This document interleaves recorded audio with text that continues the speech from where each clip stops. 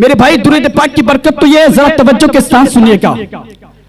दुरूद पाक एक ऐसा अमल हमको और आपको मिल रहा है कि नमाज हम पढ़ते हैं, नमाज हम पढ़ते हैं, मगर हमें ये यकीन नहीं कि हमारी नमाज कबूल हो रही कि नहीं। बात है कि नहीं? हम कुरान की तिलावत करते हैं, मगर हमें इल्म नहीं कि हमारी तिलावत अल्लाह ताला ने कबूल फरमाया कि नहीं।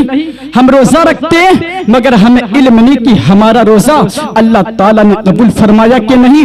ऐ लोगों सुनो सुनो, हम रोजा रखते हैं, हम कुरान की तिलावत करते हैं, मगर हमें इल्म नहीं है कि हमारी तिलावत अल्लाह ताला ने कबूल फरमाया कि नहीं। हमारी ज़कात अल्लाह ताला ने कबूल फरमाया कि नहीं। अब जरा तवज्जो कीजिएगा मेरे भाई। लेकिन सारे अमल खैर में एक अमल खैर दुरूद शरीफ ऐसा है जब बंदा मोमिन नबी की बारगाह में दुरूद पढ़ता है, महबूब उसे कबूल फरमाते हैं। सुभान अल्लाह। इसलिए दुरूद पाक में दिखावा नहीं है, दुरूद पाक में रिया है ही नहीं। दुरूद पाक जब बंदा मोमिन नबी की बारगाह में पढ़ता है, महबूब उसे कबूल फरमाते हैं। अब जरा दुरूद पाक की बरकत सुनिएगा मेरी माँ बहनों, आप भी सुनो और दिल की तख्ती पर नोट करो। ऐ लोगों सुनो, जो शख्स नबी पर दुरूद पाक पढ़ता है उसका जिस्म कब्र में सड़ेगा नहीं। सुभान अल्लाह। दुरूद पाक जो प्यारे आका पर पढ़ता है उसकी रोजी कम नहीं होती है। दुरूद पाक जो प्यारे आका पर पढ़ता है वो दुश्मन से महफूज हो जाता है।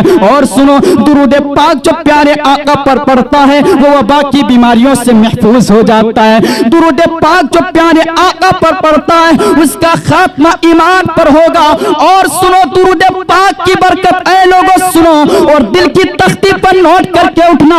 दुरूद पाक जो प्यारे आका पर पढ़ता है नबी की शफाअत उसे हासिल होगी। दुरूद पाक जो प्यारे आका पर। एक शख्स एक जालिम बादशाह की जुल्मों सितम से तंग आकर भागा और जंगल में बैठकर नबी पर 1000 मरतबा दुरूद पाक पढ़ा। कितने मरतबा? 1000 मरतबा। और उसके बाद अर्ज किया कि इलाही, मैं तेरे महबूब सल्लल्लाहु ताला अलैहि वसल्लम के तवस्सुल से जालिम बादशाह से पनाह मांगता हूँ, उस जालिम बादशाह से पनाह मांगता हूँ। मेरे भाई अभी वो दुआ से फारिग भी ना हो सका था, गैब से आवाज आई, सुनो मेरे महबूब का वसीला तमाम वसीलों से बेहतर है। सुभान अल्लाह। हमने तेरी दुआ कबूल की और तेरे दुश्मन को हलाक कर दिया। ऐ लोगों, जब वो जंगल से वापस शहर में आया तो इस बात की तस्दीक हो गई कि जालिम बादशाह मर गया। सुभान अल्लाह।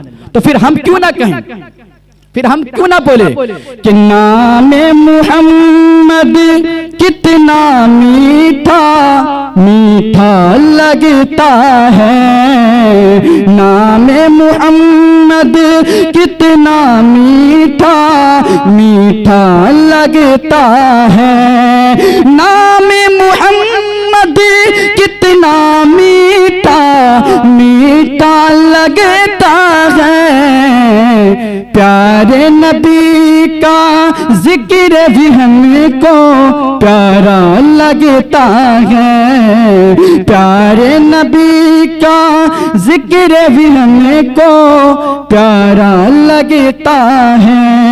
और याद नबी का गुलशन महका महका लगता है, याद नबी का गुलशन महका महका लगता है, महफिल में मौजूद है आका ऐसा लगता है। और मक्ता समात फरमाइए। मक्ता सुनाने से पहले गौसे पाक का कुल सुना देता हूँ। सुभान अल्लाह। मेरे भाई गौसे पाक फरमाते, तमाम वलियों के सरदार फरमाते हैं, अगर अपनी ख्वाहिश अपनी आरजू हाल अगर सबको बताओगे हाल तो बेहाल हो जाओगे। गौसे पाक फरमाते हैं, हाल उसे बताओ जो हाल बदल सकता है। वो कौन है? वो रब है, अल्लाह ताला है। अल्लाह ताला के सिवा कोई हाल नहीं बदल सकता। बात है कि नहीं? तो शायर ने नक्शा खींचा है, आओ सुनाओ अपने नबी को अपने गम की बात, आओ सुनाए अपने नबी को अपने गम की बात, उनके अलावा कौन नियाज़ी अपना लगता है, उनके अलावा कौन नियाज़ी अपना लगता है। दुरूद पाक की बात चल रही थी, आखिरी बात, फिर मैं जगह ले लूंगा। सुलेमान साहब की भी आमद है, हजरत की भी तकरीर होनी है, क्योंकि सुनते रहते मेरी तकरीर बराबर, अल्हम्दुलिल्लाह प्रोग्राम होता रहता है। तो आखिरी बात दुरूद पाक की उन्वान है, तो उसी पे बात हो जानी चाहिए, है कि नहीं? इधर उधर बोलने से बेहतर है इंसान जो उन्वान मुंतखब करता है उसी पे तकरीर होनी चाहिए, है ना?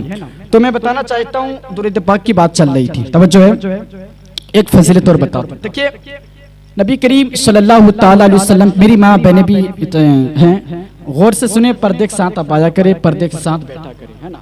पर्दा जरूरी है, क्या है? फर्ज है।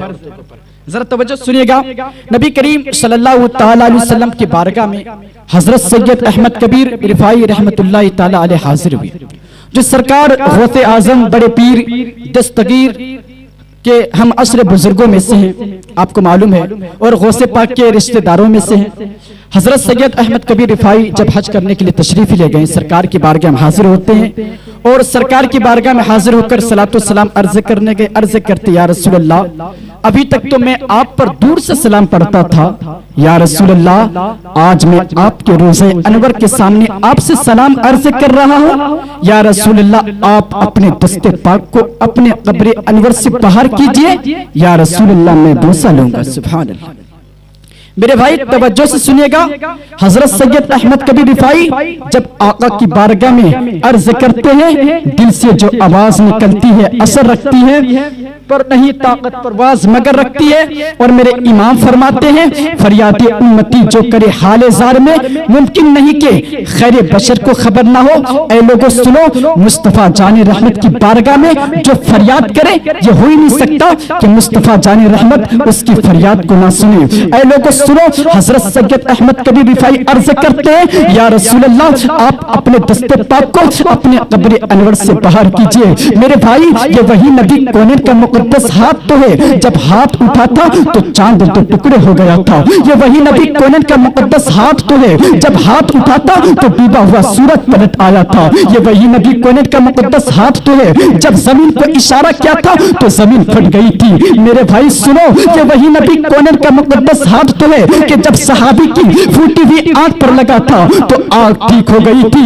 ये वही नबी कौनैन का मुकद्दस हाथ तो है कि जब सहाबा के टूटे हुए पैर पर लगा था तो पैर ठीक हो गया था। मेरे भाई, ये वही नबी कौनैन का मुकद्दस हाथ तो है कि हजरत मोहम्मद रसूलुल्लाह सल्लल्लाहु ताला अलैहि वसल्लम जिसके लिए हाथ उठा दे तो अल्लाह ताला रद्द नहीं बल्कि मकबूल फरमा ले। मेरे इमाम फरमाते हैं, हाथ जिस सिमत उठा गनी कर दिया, मुझे बहरे समाहत पे लाखों सलाम। ऐ लोगों, अब जरा तवज्जो करना, हजरत सैयद अहमद कबीर रिफाई अर्ज करते हैं, या रसूल अल्लाह, आप अपने दस्ते पाक को अपने कब्र अनवर से बाहर कीजिए। जैसे अर्ज करते हैं, अल्लाह के हबीब ने कबूल फरमा जाओ। सरकार ने हजरत सैयद अहमद कबीर रिफाई को नवाज दिया, फौरन कब्र अनवर से सरकार का मुकद्दस हाथ बाहर आ जाता है। ऐ लोगों, हजरत सैयद अहमद कबीर रिफाई बोसा लेते हैं। मेरे भाई, उस वक्त मदीना तैयबा में 90,000 का मजमा था जिन्होंने अपने नबी का मोजज़ा अपनी खुली आंखों से देखा था।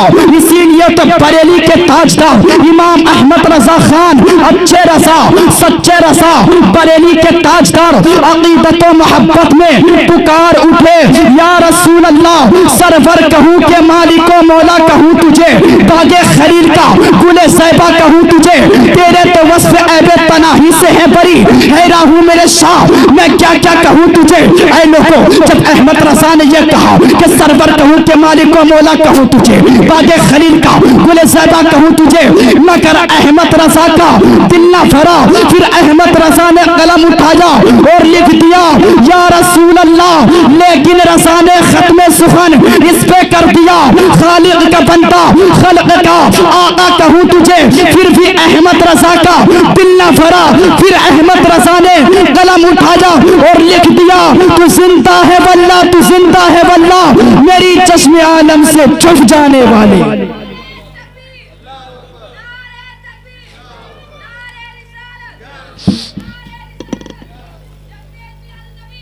मेरे इमाम फरमाते, माशाल्लाह बैठ जाइए, मेरे इमाम फरमाते, तू जिंदा है वल्लाह, तू जिंदा है वल्लाह, मेरी चश्मे आलम से छुप जाने वाले। मेरे भाई, अगर आप मौत में आसानी चाहते हैं, ये दुरूद पाक की फजीलत जो मैंने आपको बताया, अगर आप मौत के वक्त दुश्वारी को दूर करना चाहते हैं, आराम को लाना चाहते हैं, सुकून को